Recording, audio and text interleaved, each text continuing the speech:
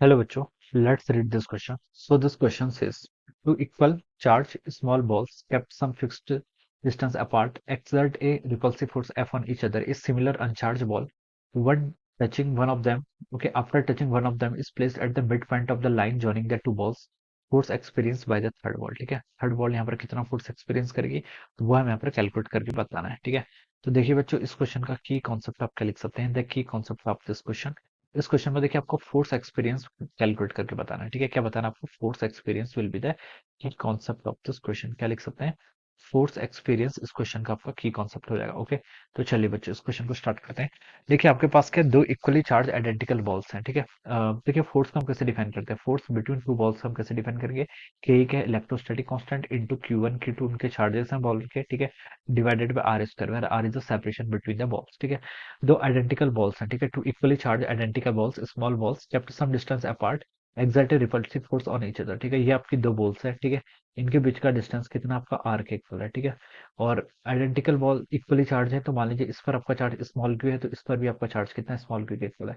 तो इनके बीच में देखिए इलेक्ट्रोस्टैटिक फोर्स कितना लगेगा आपका, K E into product of the charges Q into Q, Q square divided by R square, ठीक है। तो ये तो आपका F1 बोल दीजिए, ठीक है, इनिशियल सिचुएशन में। तो मैंने इसको इक्वेशन नंबर 1 बोल दिया। अब क्या बोल रखा है, रिपल्सिव फोर्स लग रहा है, यानी कि दोनों का चार्ज क्या है, सेम है, ठीक है। ये सिमिलर अनचार्ज बॉल, एक अनचार्ज बॉल को लेके आए, सिमिलर यानी कि आइडेंटिकल बॉल है, ठीक है। After touching one of them is placed at the mid point of the line joining the two balls, force experience by the third ball, ठीक है। अब देखिए एक दूसरी बॉल को लेके आए, ठीक है, सिमिलर बॉल है मतलब आइडेंटिकल बॉल है। अब हम इस एक बॉल से मान लीजिए इससे हमने टच करा दिया, इससे मैंने टच करा दूंगा। अब क्या होगा, देखिए दोनों का पोटेंशियल सेम हो जाएगा, ठीक है। तो बता सकता हूँ पोटेंशियल सेम होने के लिए आइडेंटिकल बॉल्स हैं, तो दोनों पे आपका इक्वल इक्वल चार्ज हो जाएगा। तो इधर वाली बॉल पे देखिए अब कितना चार्ज हो गया आपका, Q/2 के इक्वल हो गया, ठीक है। इस बॉल पे भी कितना चार्ज आएगा, Q/2 के इक्वल आ जाएगा। इसको हमने कहाँ पर रख दिया, इन दोनों के मिड पॉइंट पे, ठीक है। तो यहाँ पर आपका एक बॉल होगी Q/2, ओके। और ये वाली तो बॉल आपकी सेम वैसी है, इसको कोई चेंज नहीं है, आपका Q के इक्वल है, ठीक है। और मिड पॉइंट पे रखा है, तो ये टोटल डिस्टेंस आपकी R के इक्वल होगी। और यहाँ से लेकर यहाँ तक की डिस्टेंस कितनी रहेगी, R/2 के इक्वल, ठीक है। और ये डिस्टेंस भी आपकी R/2 के इक्वल होगी। तो ये हमारा आ गया सिस्टम, ठीक है। At the placed at the mid point of force experience by the third ball. अब बताने कि थर्ड बॉल पर आपने कितना फोर्स एक्सपीरियंस होगा, ठीक है। यानी कि देखिए ये बॉल आपको 1 बोल दीजिए, ये आपकी 2 बोल दीजिए, पहले से थी, थर्ड बॉल तो हम ये नहीं लेके आए। इस पर कितना फोर्स आएगा ये बताना है।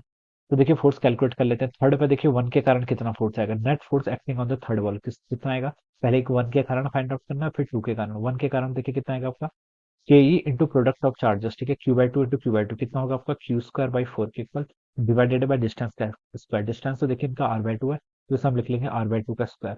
तो देखिए बच्चों ये कितना हो गया आपका, K E into Q square, ये वाली टर्म आपके यहाँ पर आ गई, ठीक है। और 4 यहाँ पर आ गया, और यहाँ से हो जाएगा आपका R स्क्वायर बाई 4, ठीक है। तो देखिए 4 से आपका 4 कैंसिल हो गया।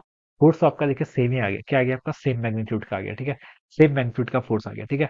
अब देखिए बच्चों क्वेश्चन में बोल रखा था कि इन दोनों बॉल्स का क्या आपका सेम चार्ज है, चार्ज सेम है, इक्वली चार्ज है, सेम चार्ज है। तो बता सकते हैं कि तीनों पर आपका क्या होगा, इक्वल चार्ज होगा। तो 3 पे जो आपका फोर्स लेगा बिकॉज ऑफ द वन, वो इस डायरेक्शन में आएगा। This is the force acting on 3 because of the one, ठीक है। ये हमने डायरेक्शन बता दी, मैग्नीट्यूड तो आपने कैलकुलेट कर लिया, कितना आएगा, K Q square by R square के ऊपर, ठीक है। ये आपका आ गया, ठीक है। अब देखिए, और ये तो आपका force acting on 3 because of one.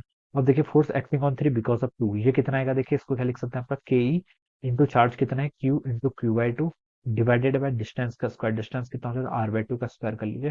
तो यहाँ से बच्चों कितना हो गया आपका, के क्यू स्क्वायर, ठीक है, डिवाइडेड बाय देखिए यहाँ से आपका 2 आएगा, यहाँ से देखिए आपका कितना आ गया, 2 आ गया, इंटू आर स्क्वायर इंटू कितना हो जाएगा, यहाँ पर आपका 4 हो जाएगा, ठीक है। आर स्क्वायर है, यहाँ पर आपका 4 आ गया। तो इसका मैग्नीट्यूड आ गया आपका 2 K Q square by R square, ठीक है। तो ये आपका फोर्स आ गया, ठीक है। ये फोर्स की डायरेक्शन देखिए क्या होगी, ये फॉर्स चार्जेस भी पॉजिटिव है, तो ये इसको क्या करेगा, इसे रिपेल करेगा, ठीक है। तो इस फोर्स की डायरेक्शन आएगी, this is the force acting on 3 because of 2, ठीक है। तो ये आपने क्या निकाल लिया, हमने ऐसे फोर्स फाइंड आउट करके बता दिया, ठीक है। तो अब देखिए नेट फोर्स कितना आएगा, इन दोनों फोर्स को आप सब्ट्रैक्ट कर लीजिए, ठीक है। नेट फोर्स देखिए दोनों की डायरेक्शन अपोजिट है, इसलिए सब्ट्रैक्ट कर रहे हैं, ठीक है।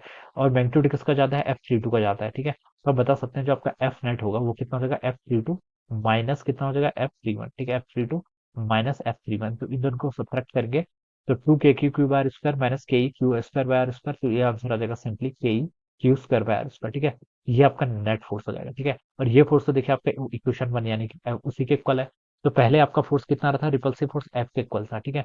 अभी भी कितना आ रहा है, एफ के ही इक्वल है, ठीक है। तो देखिए फोर्स क्या रहेगा आपका, सेम रहेगा, ठीक है। Force experience by the third ball same रहेगा, यानी कि सी ऑप्शन क्या होगा इसके corresponding करेक्ट, ओके। तो इस तरीके से हम क्या करेंगे, इस क्वेश्चन को आपको सॉल्व करेंगे, and option C will be the right answer of this question, okay. This is how we will solve this problem. So I hope you all understood this concept. All the best and thank you so much.